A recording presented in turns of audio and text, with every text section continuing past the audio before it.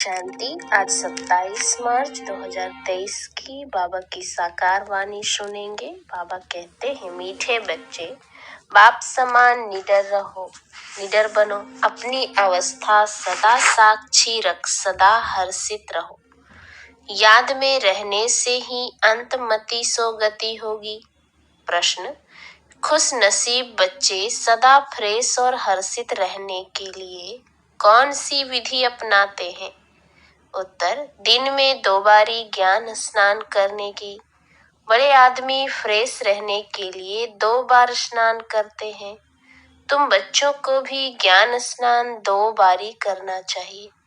इससे बहुत फायदे हैं। पहला, सदा हर्षित रहेंगे। दूसरा, खुशनसीब तकदीरवान बन जाएंगे। तीसरा, किसी भी प्रकार का संशय निकल जाएगा। चौथा, मायावी लोगों के संग से बच जाएंगे। पांचवा, बाप और टीचर खुश होंगे। छठा, गुलगुल फूल बन जाएंगे, अपार खुशी में रहेंगे। गीत, जाग सजनिया जाग, नवयुग आया आज। ओम शांति। शिव बाबा बच्चों को बैठ समझाते हैं ब्रह्मा मुख से। यह है गौमुख, बैलमुख, नंदी गण है ना। गीत भी सुना, जाग सजनिया कहते हैं सजनियों को, साजन कहते हैं सजनियों को। अब सजनिया सिर्फ फीमेल तो नहीं, यह मेल्स भी सजनिया हैं। जो भी भक्ति करते हैं, भगवान को याद करते हैं, तो हो गई सजनिया। साजन तो एक है, साधु भी साधना करते हैं भगवान से मिलने लिए, तो वह भी सजनिया ठहरे। वह एक भगवान कौन? एक तो कहा जाएगा गॉड फादर को, वैसे जैसे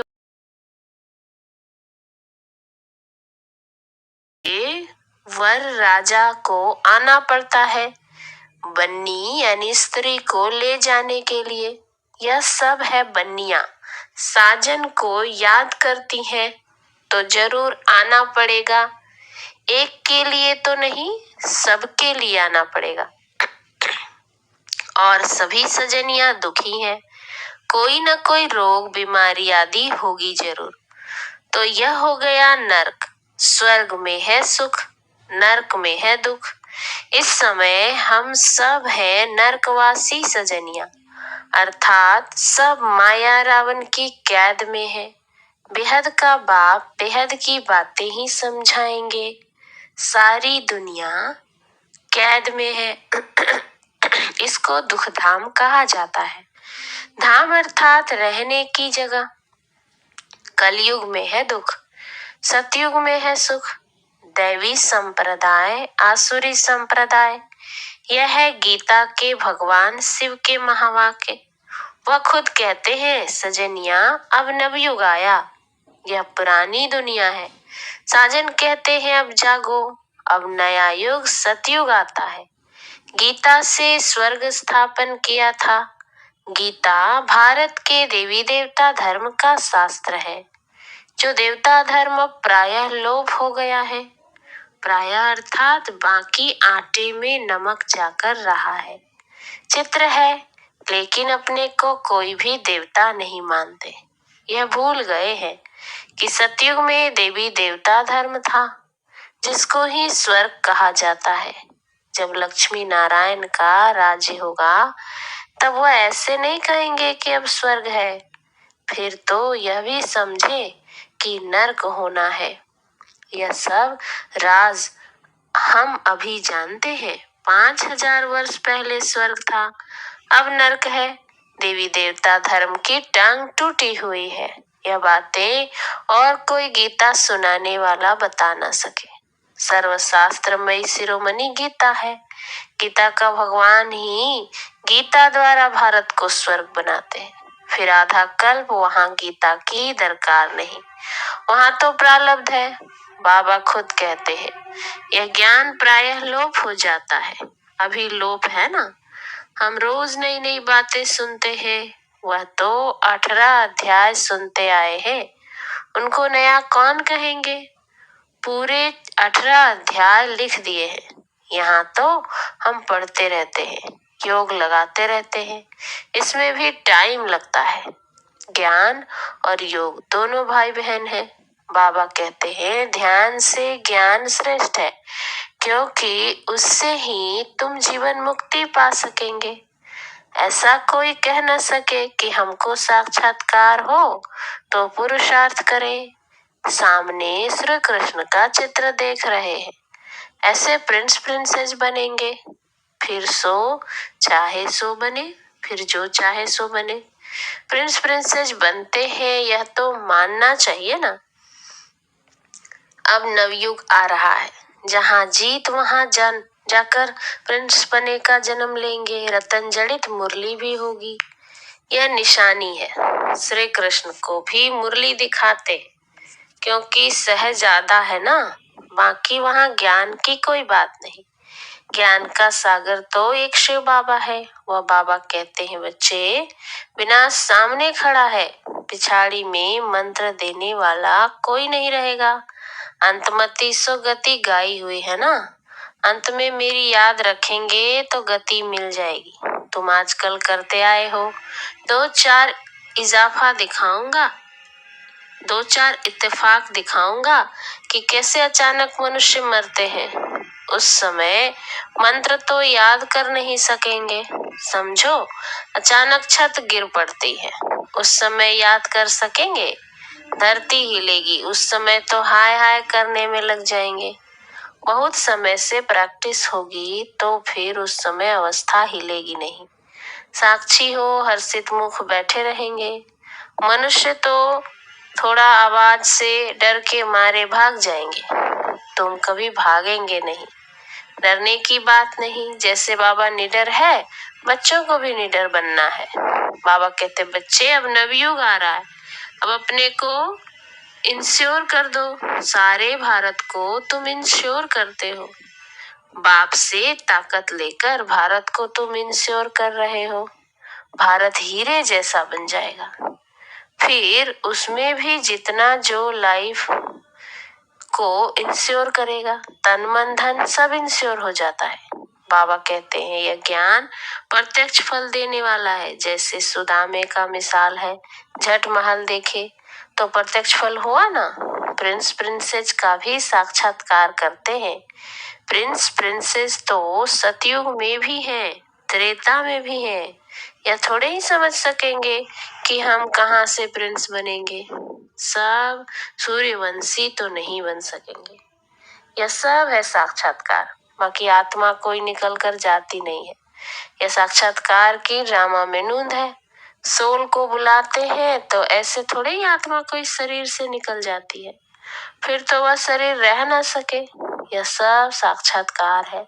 बाबा भिन्न भिन्न रूप से साक्षात्कार कराते हैं।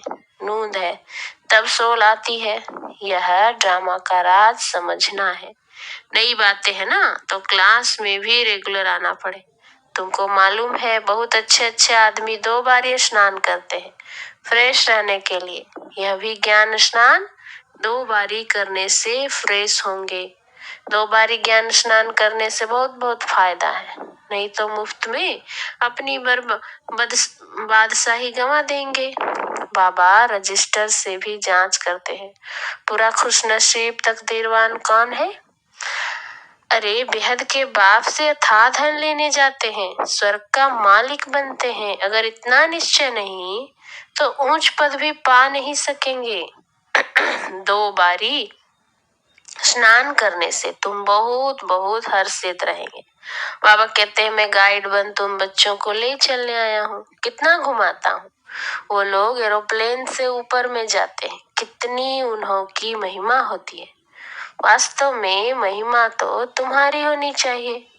तुम बैकुंठ में जाकर घूम फिर आते हो, मोस्ट वंडरफुल चीज है। बाबा कहते हैं मैं सबसे दूर रहने वाला आया हूँ देश पर आए। फिर इसमें सर्वव्यापी की तो बात ही नहीं। तुम पैगंबर हो, पैगाम देने वाले हो ना। मैं भेज देता हूँ, यह भी ड्रामा में नूंद है। ड्रामानुसार हर एक को अपना पाठ बजाने आना पड़ता है। फिर मैं भी आया हूँ, आकर पढ़ाता हूँ। यह तो गीता पाठशाला है। उन सत्संगों में तो तुम जन्म जन्मांतर जाते रहते हो। एक कान से सुना, दूसरे से निकला, एम ऑब्जेक्ट कुछ नहीं। अभी तो अंदर में खुशी की तालियां बजती रहती है। स्टूडेंट लाइफ में जो अच्छा पढ़ते हैं उनको तो खुशी रहती है ना। बच्चे के संबंध की भी खुशी होगी, टीचर को भी खुशी होगी। यह भी माँ बाप है, टीचर है तो खुशी होती है। बच्चों का फर्ज है पढ़ना। अब बाप सम्मुख आया हुआ है तो एक बात से ही सुनो, एक बाप से ही सुनो। तुम आधा कल बहुत भटके हो, अब भटकना बंद करो। परंतु वह भी तब होगा जब पूरा निश्चय हो। मनुष्य कहते हैं कि कलयुग में इतने वर्ष पड़े हैं। तुम जब उनको बताएंगे तो वह कहेंगे यह सब कल्पना है, जादू है, बस अब लाएं वहां ही बैठ जाएंगी।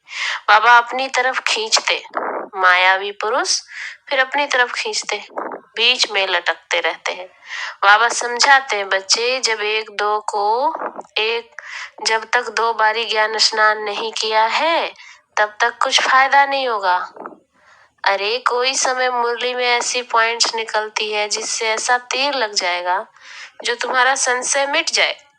और कोई भी सत्संग में जाने के लिए कभी मना नहीं करते, यहाँ के लिए मना करते हैं क्योंकि यहाँ पवित्र बनने की मुख्य बात है। स्त्री पति दोनों को पवित्र बनना है। यहाँ तो स्त्री पति के पिछाड़ी सती बनती है कि पति लोक में जाए। पति नरक में है तो स्त्री भी नरक में आ जाती है। अब तुम दोनों स्वर्ग में जाने के लिए पुरुषार्थ करो। अबलाओं पर कितने अत्याचार होते हैं। बच्चियां कहे हम शादी नहीं करेंगे, वह कहे शादी जरूर करनी है। बाबा कहते बच्चियां इस अंतिम जन्म में शादी करने से मोह की जाल बढ़ती जाएगी। पति में मोह, फिर बच्चों में मोह, पियर घर ससुर घर में मोह। आज बच्चा जन्मा पार्टियां देंगे, कल बच्चा मर गया तो हाय दोष मचा देंगे। सतयुग में तो तुम बहुत खुश रहेंगे। बाबा समझाते हैं, बच्चे घर घर को स्वर्ग बनाओ, चित्र रख दो, जो भी आए बोलो स्वर्ग के मालिक बनेंगे। आओ हम समझाएं। बाबा बहुत अच्छे अच्छे स्लोगन्स बनवाते हैं। 2 बारी स्नान करने से तुम बहुत गुलगुल बन जाएंगे, अपार खुशी रहेगी। कहा जाता है ईश्वर की महिमा अपरंपार है, तो तुम्हारे खुशी की महिमा भी अपरंपार हो जाएगी। गीता की महिमा भी अपरंपार है। तुम कहेंगे गीता से हम स्वर्ग का मालिक बन रहे हैं। एक परमात्मा के सिवाय कोई ऐसे कहेंगे नहीं कि जाग सजनिया जाग, अब सतयुग आ रहा है, मैं समा तुम्हारी ज्योत जगाने आया हूँ। यह दादा भी अभी पुरुषार्थी है। बाबा तुम्हें नए युग के लिए नई कहानी सुनाते हैं। कितना अच्छा गीत है। यह रास्ता ही नया है।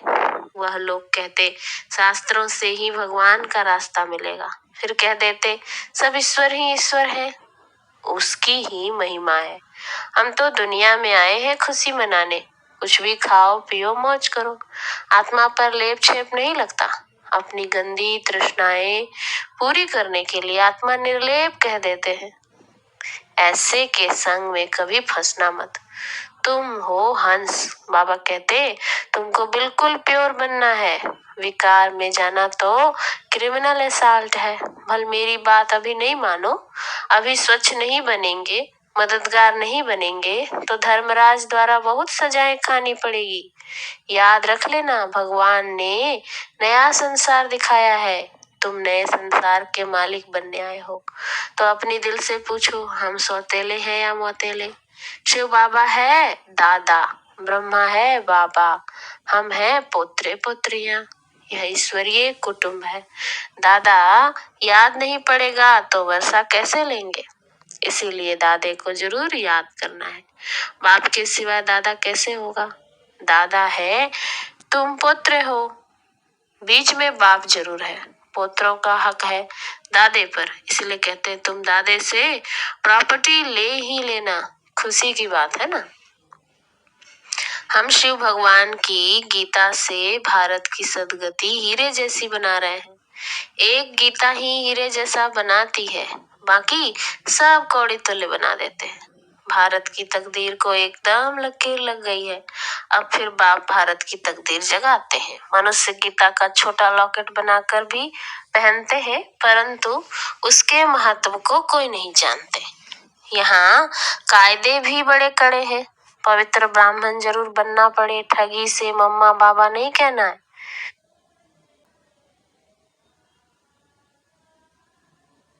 सच्चा बनेंगे तभी नशा चढ़ेगा, हाफ कास्ट को नशा नहीं चढ़ेगा। भगवान भारत के पीछे दीवाना बना है कि हम भारत को फिर हीरे जैसा बनाऊंगा।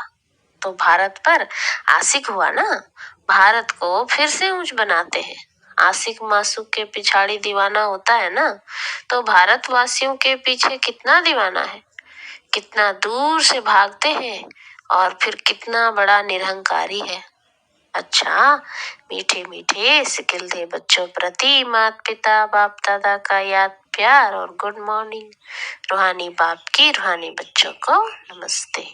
हम रूहानी बच्चों की रूहानी बाप दादा को याद प्यार गुड मॉर्निंग और नमस्ते नमस्ते नमस्ते।